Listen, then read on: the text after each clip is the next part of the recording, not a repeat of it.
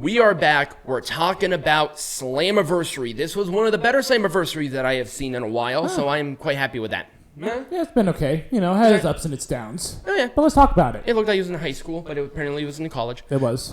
So the pre-show, we watched a pre-show, so we're going to be talking about it. It was Jody Threat and the Death Dolls taking on the SHAWntourage. I butchered that immensely, but it's what it is. The match itself was fine. It was fine. It was perfectly acceptable for pre-show, and also I think this was Jody Threat's hometown. Yes. So getting her there in first match on was not a bad idea. Nope. And it was a spear for Threat and the Dolls to win. Nothing to talk about with that one. I'm going to give it an Orange Cassidy thumbs up. I'm going to give it Orange Cassidy thumbs down. Yeah, I was kind of in the middle there, too. Yeah. Joe Hendry and Kenny King for the Impact Digital Media Champion. This was a fun match. I'm going to give this an Orange Cassidy thumbs up. Yeah, it was a little short for my taste, but... You know, it is what it is. Especially given the rivalry going into it, I kind of wanted to see some more action. I wish this was on the main show, honestly. Yeah, I don't know why this wasn't on the main show. I don't know either. But it was a roll-up with feet on the ropes and the assistant from Michelle John for Kenny King to win. I will say, people you can hear a pin drop in that building. Yeah, I mean, Peanut Gallery and I, we had the same reaction. We were like, oh, what? It was actually really good. Right. I did like the shock value, and it was a roll-up with shenanigans, so Joe Hendry is still really strong. Yes. 247-day reign with that title. He really brought it up to something different. Did. Yeah, when it was first introduced, you're like, this would be a nothing title, but now it's just like, this is a good title. Right. It feels like it has some inherent value. Right. Now, this was the first match on the regular show. We have Mike Bailey, Jonathan Gresham, Kushida, Kevin Knight, Alan Angels, and the returning Jake something. Yes. Got a decent pop from the crowd. Yep. Ultimate X determined the number one contender. It was a pretty good opener. I liked it. It was fine. I'll give it a full thumbs up. Yep. It was still a spot fest to hell, but hey. It's an Ultimate X match. Right. It's to be expected at this point regarding that, you know. But it's good to see Jake something back. He looks great. And I'm excited to see that they're signing people again here with Impact. And they not as many as they have in the past, but you know, in the past there were a lot more people on the free market than there are now. Right. I mean, literally, there's a whole ass American wrestling company that's run by a billionaire. And I'm not talking about Tony. I'm talking about Shahid because it's on Daddy's money. On Daddy's money. So, and they didn't have like the cuts. You know, WWE didn't have the cuts that they had in years past as well. And Kushida won the match by getting the X, and I'm like, okay, I can dig that. Yeah. I can dig the winner of the X Division champion in Kushida. Yeah. Obviously, I'm not going to play spoilers yet. All right. So for the Impact Knockouts World Tag Team Champions, we have the Coven defending against Killer Kelly and Masha Slamovich. And again, another surprise. I was not expecting Kevin. I was not expecting Killer Kelly and Masha Slamovich to win this match. Yeah, they did, and it was a fine match.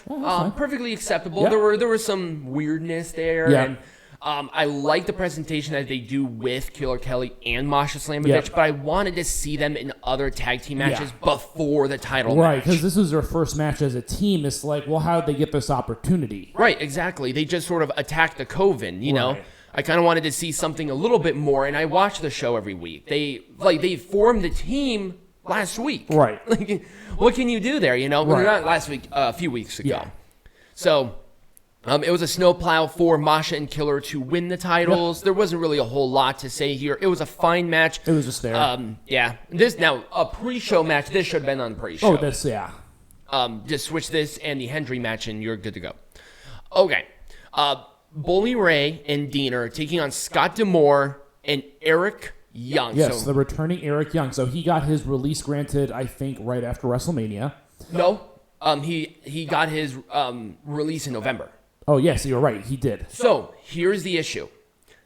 The rumor that Eric Young left because of Vince McMahon is a lie. He left earlier. Yes. The deal with Endeavor was not announced until around WrestleMania. Yes. Eric Young asked for his release from the company in November. Right. So it was much earlier than what we expected. Yes. I think Eric Young had some injuries that he probably needed to heal, and also he does other things. Right. You know, he has like his own hockey shit, and he Does he? I think he still does his fishing, whatever. I'm not sure, but hey.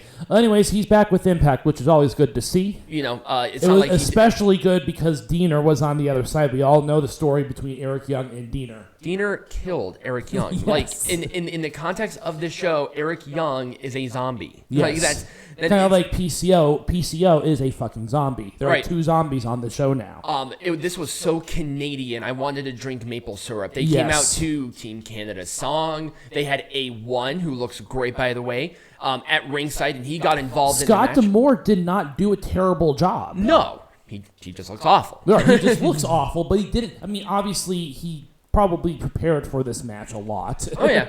And had some help, but he was not the one carrying the match. But that's okay. Darren McCarty played his, it's Kid Rock on Bud Light. Yep. And he looked as good as that can be.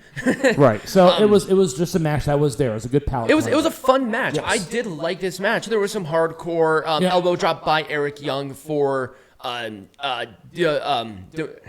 Scott D'Amore and Eric Young to win. I don't know why, but my brain is like D'Amore, and it's like that's not how that's pronounced. Fuck, man. But yes, Team Canada won in Canada. Hooray, chocolates, and they took guns away. So this was weird. This was weird. Now, is there a reason that they had the match structured the way they did? Right. Is Chris Sabin hurt? Right. Because this match was short. This was a very short match. I did not expect that.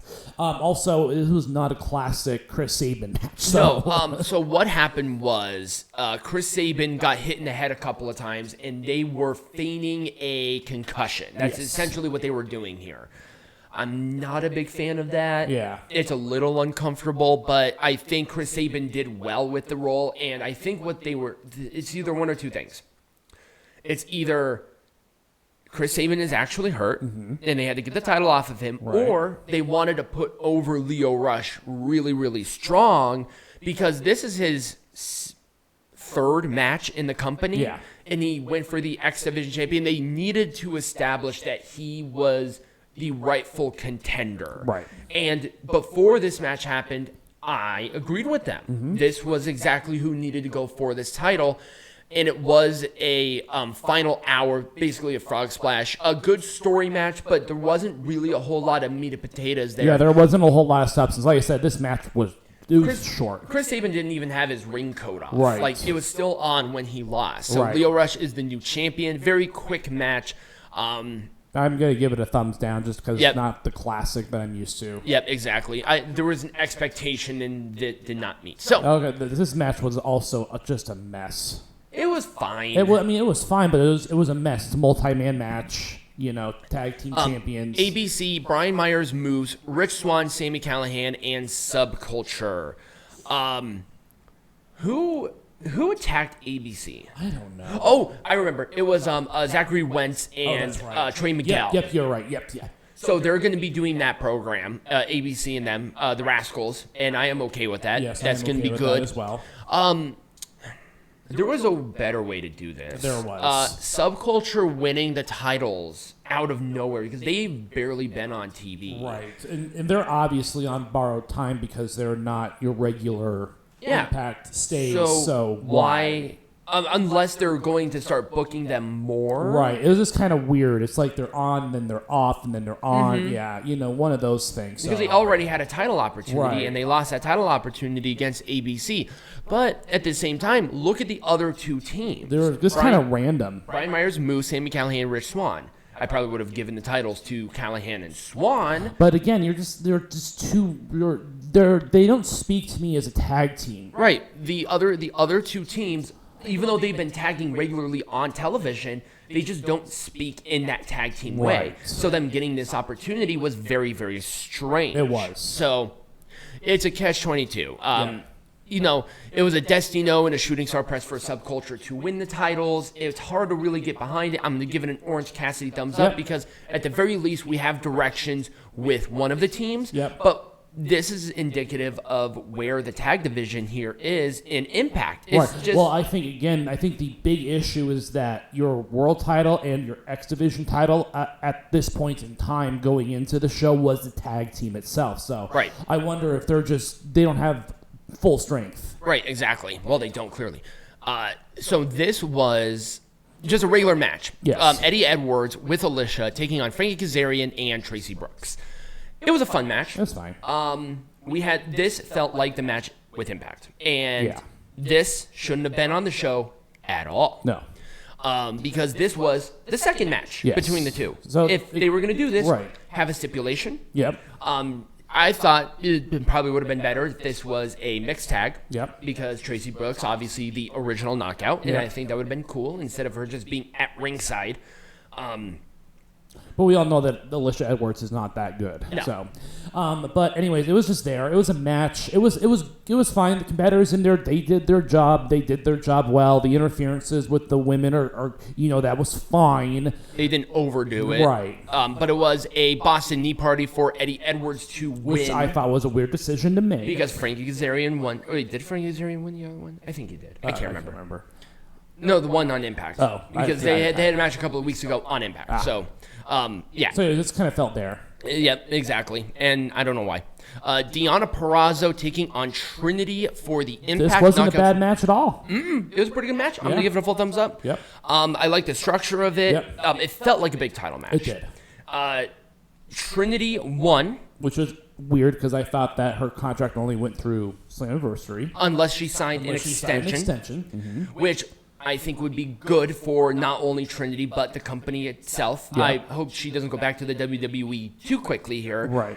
Because I think she is a very valuable asset to Impact. Yes. Impact is paying a lot of money to keep her around. She has star power. Yes. She's moving merch. She's doing it. Right. She's drawing. People want to see Trinity. Yes. So I think with Purrazzo's title reign just kind of being there for the most part. It was just a transition to get away from Mickie James. Yep. And it was a starstruck for Trinity to win. Like I said, pretty good match overall. Yep. There really isn't a whole lot more I would have done differently with this match. It was wrestled very well. Yep. Penultimate main event, good spot for it. Yep. But I think the main event was the right call. There were people that said that this was better than the world title match, but I disagree with that. Yeah, I think the world title match was a little bit better.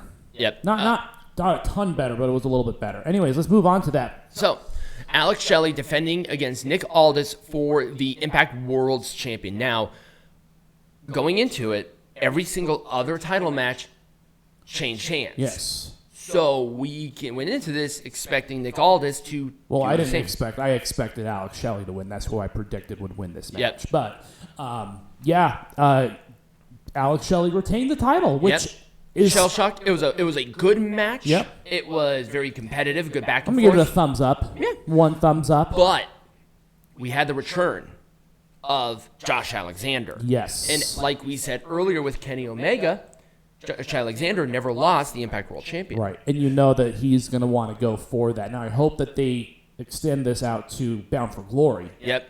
I think they will. I'm not worried about that. Yeah. Just because I don't think Josh Alexander is like 100% yet, but I think that by the time October rolls around, it will be ready to go. Yep. Anyways, that was it. I mean, Nick Aldis, he doesn't really need the title at this point in his career, but he's still a valuable asset to the company. Absolutely. And I think if they want to continue, they should. Yeah, absolutely. Right. Anyways, when we come back, we're going to watch a bad match. Yep.